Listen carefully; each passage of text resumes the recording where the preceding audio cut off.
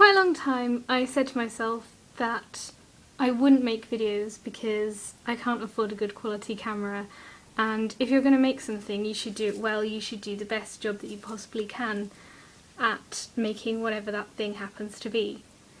But I said this to myself a good 2 years ago now, and between uni and school and various other things, and just doing things in my life that I wanted to do, I haven't got around to buying a camera. I mean, faced with, do you want to go on holiday to Estonia, or do you want to buy a camera? Do you want to go and see a play in the West End, or do you want to buy a camera? I'm always going to choose the experience over buying a camera. So anyway, in the end, what it has come down to is that I want to do this. I want to share my opinions and my thoughts, and having no way of doing so in high quality, high definition picture, I'm now recording this with a crappy iPod camera, because that's what it has come to. Anyway, this is my first serious video, and I think fittingly it's going to be about my favourite books of all time. I was going to do a 2012 favourites, but I realised that having moved house quite recently, a lot of my 2012 favourites I don't have with me, so my plans changed a little bit.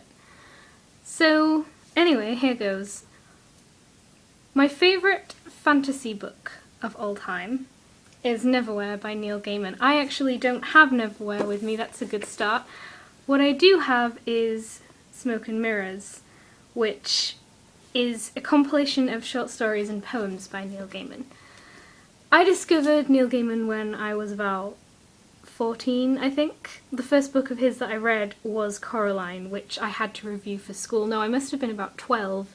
I had to review it for school and immediately loved it. And the second one I read was Stardust, which I expected to be a traditional fairy tale and really surprised me by being something altogether different. What I like about Neil Gaiman's work is that he manages to be inventive and funny and dark and very atmospheric all at once. So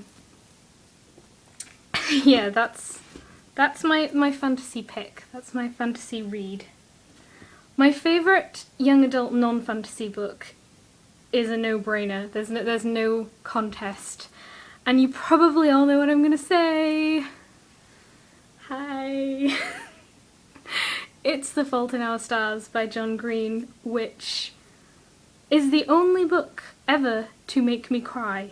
I'm not a crier. I'm really not a crier at all. But this book reduced me to floods of tears. I couldn't stop crying. John Green's characters are so real. My favourite thing about his writing are the characters and the way that he portrays them. And the other thing that I love about The Fault in Our Stars is the message that it contains. Because it's so common to find books about illness.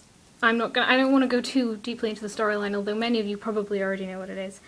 It's so common to find books about illness which are all doom and gloom and depressing all of the time, and that just focus on how hard these people's lives are, which granted they are really hard, but not enough is said about the millions and thousands of happy memories that a lot of them acquire. And I really like that The Fault in Our Stars pays attention to that and tells a story that has the potential to be, that could have been completely, you know, from page to page constantly upsetting, but that does have these amazing uplifting moments too, and that is why I love it. My favourite classic, I have two and I can't choose. I'm gonna start with the most recent, and that is The Great Gatsby by F. Scott Fitzgerald. What I love about this book is in part the setting and in part the messages that it conveys. It's a world full of longing, and a world full of duplicity, and a world full of people trying to be what they're not. And I think that so many of the characters and so many of the messages in The Great Gatsby are still really relevant today, which true enough can be said about a hell of a lot of classic novels. But I don't know, I find my love of F. Scott Fitzgerald's work really hard to explain, because I can't say exactly what it is that he does that other authors of his time don't do. But I don't know, on an emotional level, The Great Gatsby just, it gets me. And my other favourite classic is Les Miserables, which I have in 2 volumes, because I did have a big Penguin Classics version, but I lent it to my aunt and I still haven't got it back. And I didn't want to not have a copy, so I now have it in 2 volumes. And I was talking about this yesterday, and I was talking about the character of Eponine, actually, and how I'm not really keen on her portrayal in the musical, although I understand why she's written the way that she is. And I talked about how, in the book, Hugo manages to paint this picture of this desperate, selfish, slightly mad character, who by all accounts you really shouldn't like, and yet you still manage to feel sorry for her, you still manage to feel pity for her. And I think that it's amazing that he can do that he can make this character that you shouldn't feel these things for, you know, really, because she's not a nice person, and yet you do. And also his descriptions of just sense of place and person are fantastic. What I will say about Les Miserables, and I don't have the best attention span, is that there are some hugely long and not always altogether relevant passages in there that nowadays, rereading the book, I will skip through. But reread I will, because the story itself is amazing. And what else? What else am I doing? Oh, my favourite poetry book is not an anthology. I was going to pick an anthology, but I didn't.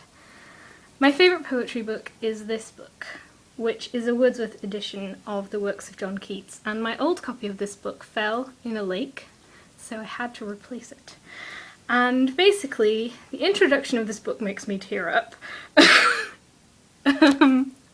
But basically, when I was in 6th form, so a few years ago, my friend and I decided that we unconditionally loved the late Romantic poets, and by late I don't mean dead, although of course they are dead. I mean later than Wordsworth and Coleridge, who, let's be honest, I'm not keen on. I told my teacher that I hated Coleridge, and he turned around and said to me, I did my thesis on him, and that was a big oops moment.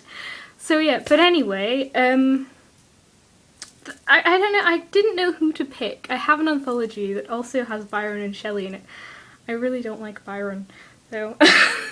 but the reason why, in the end, I decided that I like Keats more than Shelley is that there's this feeling of, I think, transience is the best way to describe it, in his work that kind of manages to make me really happy and really sad at the same time. Because that makes sense. But anyway, so those are my favourite books of all time. I've probably missed something. I'm going to make this video and then I'm going to realise I've forgotten so-and-so. Oh no, oh no. But those were what first came to mind, and so those must be, you know, the important ones, I suppose. So, this has been a video, this has been a thing. Leave a comment if you so wish, and bye!